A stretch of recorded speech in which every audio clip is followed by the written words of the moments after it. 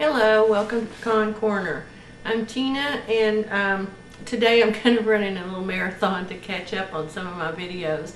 I haven't been able to do some in a while because was sick, and so now there we go. I think that's better. Let me see here. Hold on, let me get my. All right. Now I think I'm ready. Anyway, so I'm going to do a few little marathons. But today I'm going to, I did a brief one-time video, a video response to the Peaceful Prepper about a bug-out situation that we faced when we had several mandatory evacuations from hurricanes. And then there are two people with the name Peaceful Prepper. One is the Peaceful Prepper, and then another one is simply Peaceful Prepper with no the. And this gentleman asked me for more information about the emotional components of bugging out, which it took me longer to do this video because I kept thinking about it. It had been a long time since I had thought about it. And I did one that I wasn't happy with, and so now I'm doing this one. I deleted that one, and I'm doing this one. I have found several YouTube videos and some recommendations of different things that other people have experienced, and I'm going to put links to those down in my comment section, and so I hope that you'll go and visit those. Some are from the Houston evacuation, some are from people after or during or after the tornado, and more. So there's a series of different kinds of situations that and it causes emotions in us that we may not have expected. So I will probably end up doing a series of videos, so I may mention things that I'll have to come back and cover in another one. Well, basically, let me start at the beginning. We moved to the coast of Texas in 2003.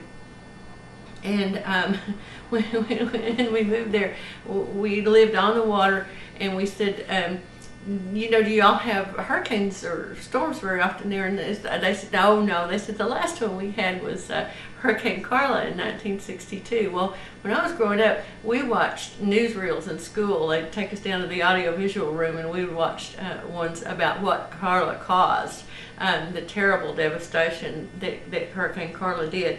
3 months later, Hurricane Claudette came right over our house. So we had that, and I'll talk about that experience in a different video. But in succeeding years after that,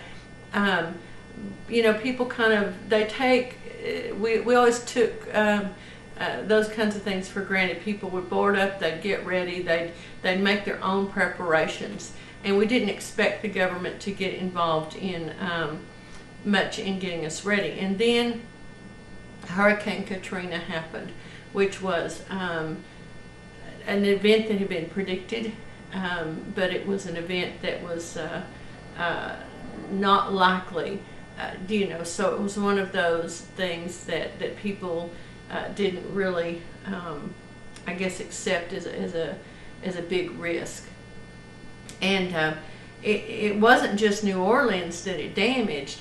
It swept across more of Louisiana. It swept across Mississippi. It just almost destroyed that whole state of Mississippi. We heard about, of course, though, was New Orleans, because of those poor people who were taken out of their home context, in which they might have fared much better, and were put into this evacuation situation, and things kind of fell apart.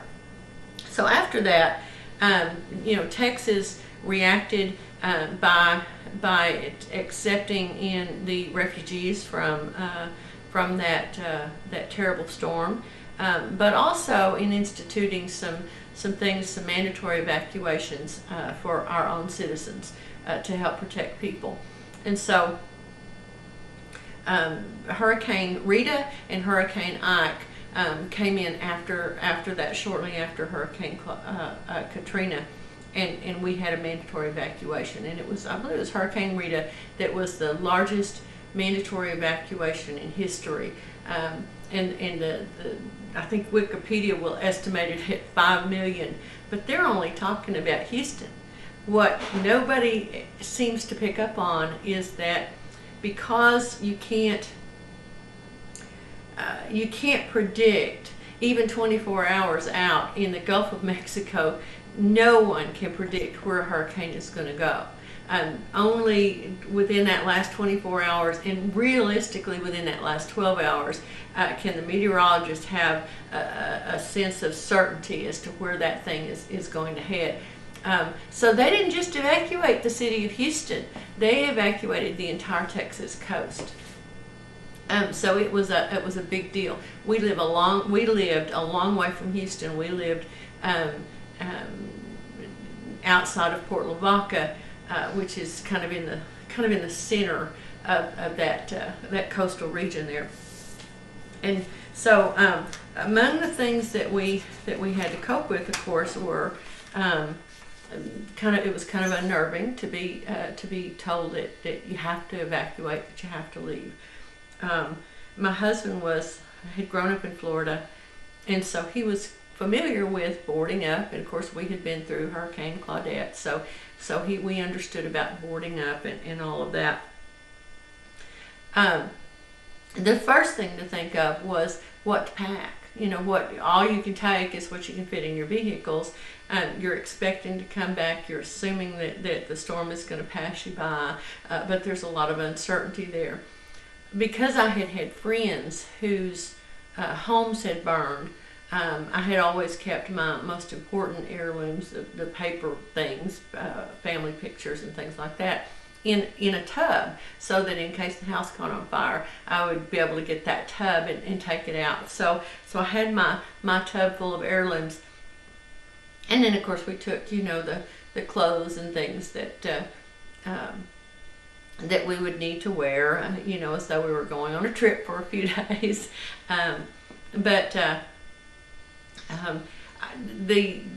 I've tried to remember what kinds of things I took, and one of the things that stands out in my mind is, in an evacuation situation, we always see all these long lines at the gas stations, and I want to tell you, if you think the lines are long for gas, wait till you see the line for the ladies' restroom in places to stop along those routes.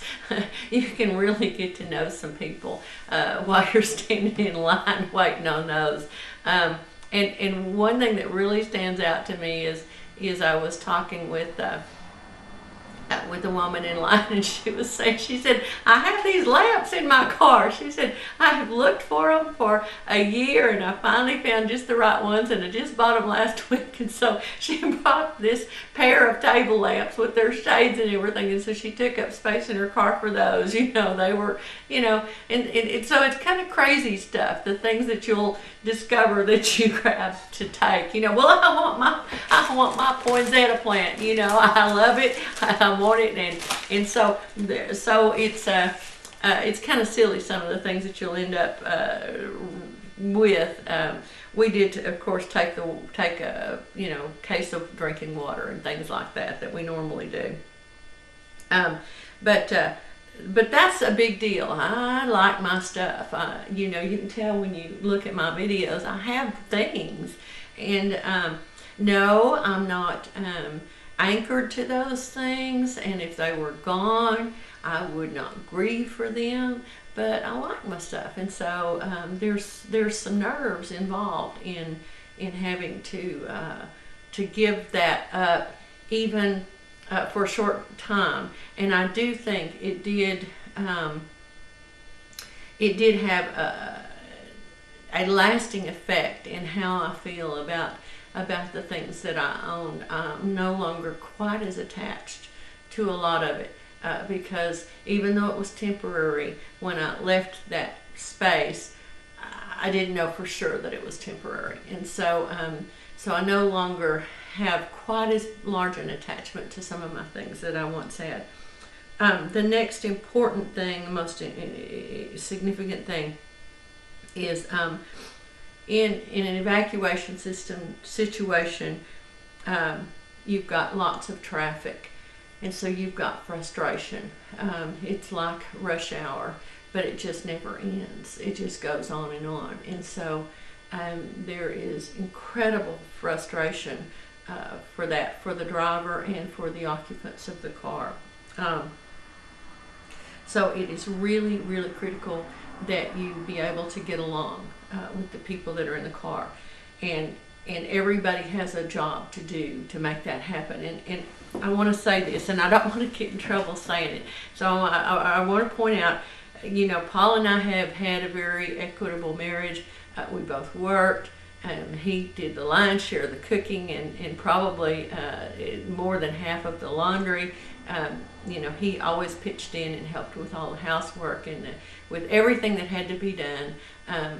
Paul was, quite willing to do his half of it. We've always made joint decisions, talked things over, and decided jointly about things. But when you are in an emergency situation, yes, women can make those decisions too, but as a family, when you are in an emergency situation, somebody has to be the leader, and to my thinking, that's when you need to step back and let your guy do his thing. That's what God created men for. Their first purpose is to take care of their family and protect them in a dangerous situation. And that's what an evacuation is. And somebody's got to lead, so it might as well be him. And so try to not be upset if he makes some decisions, just all of a sudden a snap decision that's completely opposite of what you discussed or what you planned. And for example, is we had planned to go up to Austin, where one of our sons lived, and we were, after going through several hours of very heavy traffic, which you can learn more about in my other video, all of a sudden he just turned off. He just turned out of the flow of traffic and went off down this little farm road. And I said, what are you doing? And he said that we're not doing this. We're not going to do this. We're going to get out a different way. And it was probably the wisest decision that anybody could have made at that time. It was just, I look back and I think how blessed we were that he made that decision.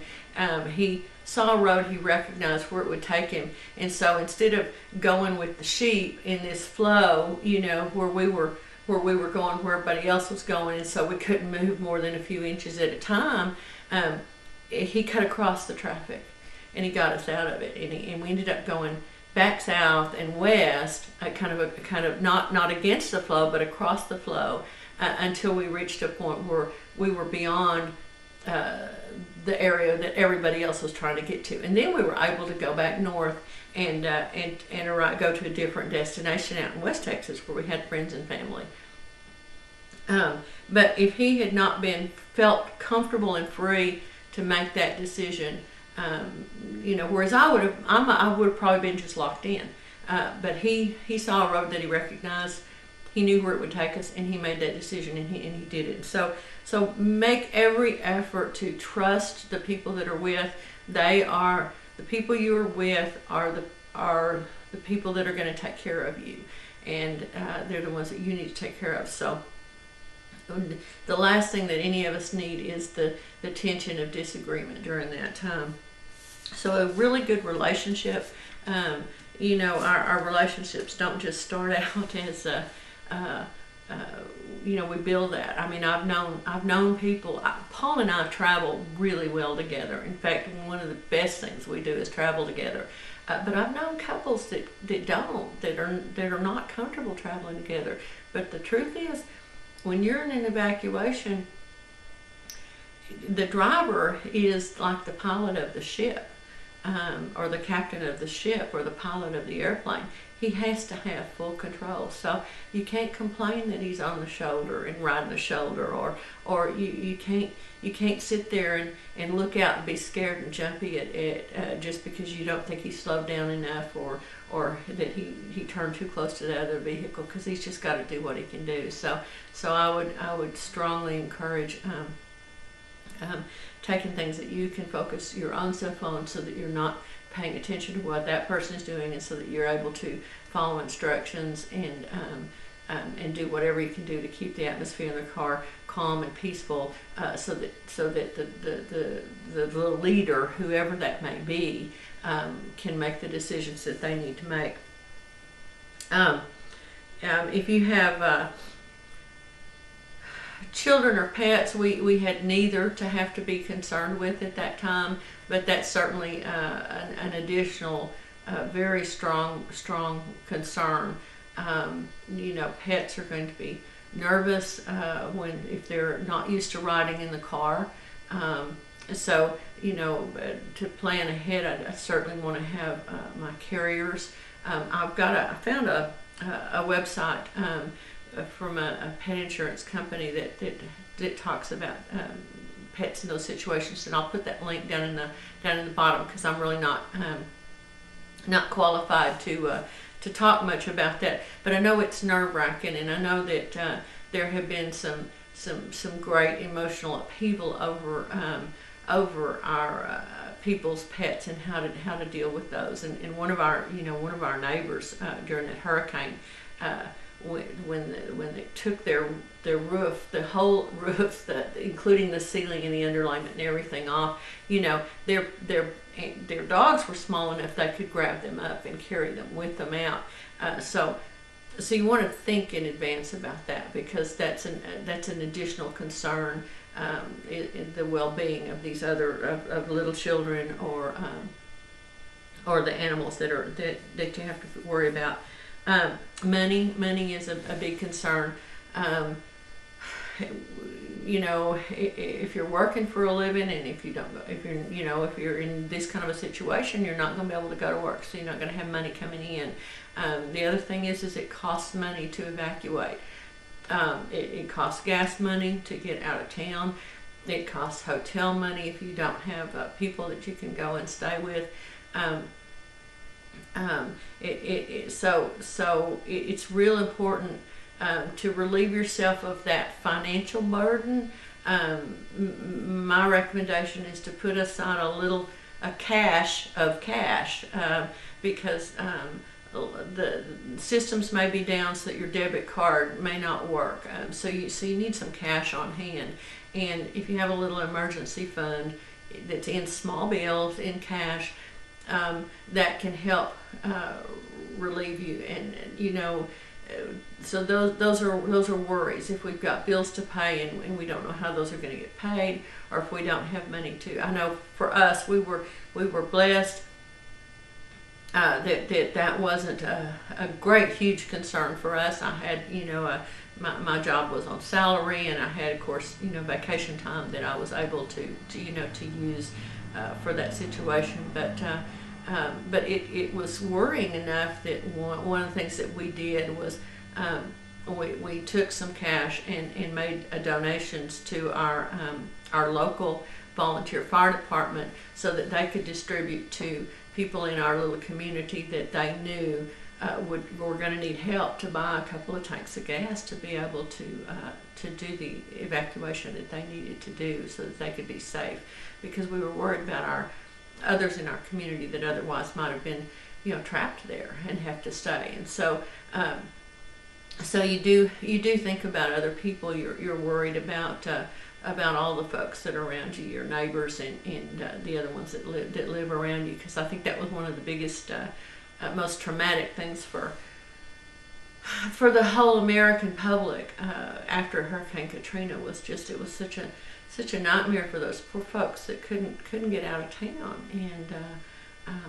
and so so you worry about those things. And so that was one of the ways that we helped kind of reserve our deal with our concern about that. You just don't have enough room in the vehicle to take everybody with you either, you know. So we do that. You're going to need whatever it is in your spiritual life. We're Christians, and I believe that the Lord looks after us and will guide us during those times. But you're going to need that safety, that security, and that spiritual sustenance. So take your Bible, not a Bible app on your phone, because when the cell towers go down or you're out of power, that's not going to be accessible to you. So take a hard copy of your Bible. I have a little one that I keep in my car, but you know, keep one on hand, because you're going to want something comforting to read. And so would encourage that, whatever books of comfort that you have, because you kind of need that. You're just kind of out there in no man's land in a lot of ways, and so there's a lot of confusion. And so those familiar things and those familiar words of comfort, yea, though I walk through the valley of the shadow of death, I'll fear no evil, for he is with me. So, you know, any of those familiar words are going to be comforting to you and to your family. And you can read aloud, and that's something that you can do in the car too, that can help kind of keep things calm. So that's kind of it for me. Afterwards, in the aftermath, there's it's kind of unnerving, because you start recognizing just how fragile some of our things are, and how a simple natural event can take everything apart for us. And so it can give us a lot of food for thought. So I hope that this has been helpful. Like I said, be sure to go and take a look at some of the videos I'm going to link to below, and certainly in the comments. If you've been through an experience like this, an evacuation experience or a bug out experience that you would like to share in a video, please come and share the link with us. We would all benefit from being able to hear your experience. I will do a few more over time of different elements. I'm trying to learn how to keep these shorter. I'm bad about my videos being too long. But the more we learn about actual experiences, the better prepared we are to think ahead and plan out what we might need. All right, God bless you guys, and thanks so much for watching, and I hope to hear from you in the comments. Please click like on this, click the thumbs up if you've enjoyed it and appreciate it, and I hope you'll subscribe. Thank you.